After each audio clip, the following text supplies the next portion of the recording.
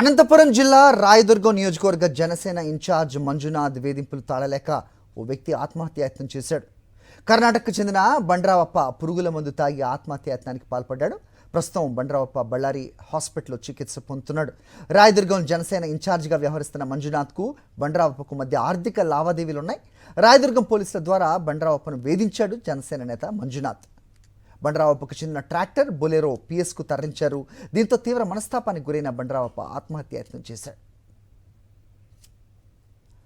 Correspondent శివారెడ్డితో ఒకసారి మాట్లాడదాం ఇదే అంశానికి సంబంధించి. శివారెడ్డి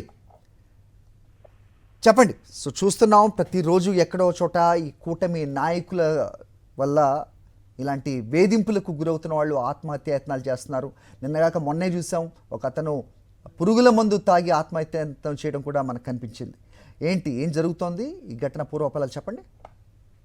ఖచ్చితంగా ఎందుకంటే అనంతపురం జిల్లాలో టీడీపీ కూటమి నేతల ఆగడాలు వేధింపులు రోజు రోజుకు తీవ్రతరమవుతున్న పరిస్థితి కనిపిస్తోంది. అన్ని నియోజకవర్గాల్లోనూ వేధింపులకు పాల్పడడంతో ప్రజలు పూర్తి స్థాయిలో ఇబ్బందులు ఎదుర్కొంటున్న వాతావరణం కనిపిస్తుంది. తాజాగా అనంతపురం జిల్లా రాయదుర్గం నియోజకవర్గంలో జనసేన నియోజకవర్గ ఇన్ఛార్జ్ మంజునాథ్ వేధింపులు బట్టబయలయ్యాయి.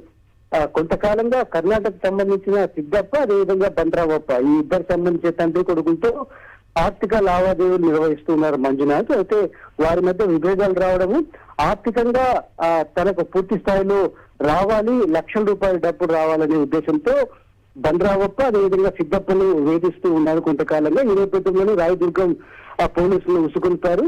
పంచాయతీ చేసి సెటిల్ చేయండి, మీకు కూడా ఎంతో కొంత ఇస్తారని చెప్పడంతో అక్కడున్న సిఐ ఎస్ఐలు సిద్దప్ప అదేవిధంగా బండ్రావప్ప ఇద్దరిని వేధించడం మొదలు పెట్టారు. ఈ నేపథ్యంలో బండ్రావప్పకు సంబంధించి పోలీస్ స్టేషన్ కి పిలిపించడం, ఆయనకు సంబంధించిన ట్రాక్టర్లు అదేవిధంగా బొలెరో వాహనాలను పోలీస్ స్టేషన్ లో ఉంచి పదే వేధింపులకు పాల్పడడంతో తన పరువు పోయిందన్న మనస్తాపంతో కర్ణాటక వాసి బండ్రావప్ప ఒకసారిగా పురుగులను తాగి ఆత్మహత్యానికి పాల్పడ్డారు.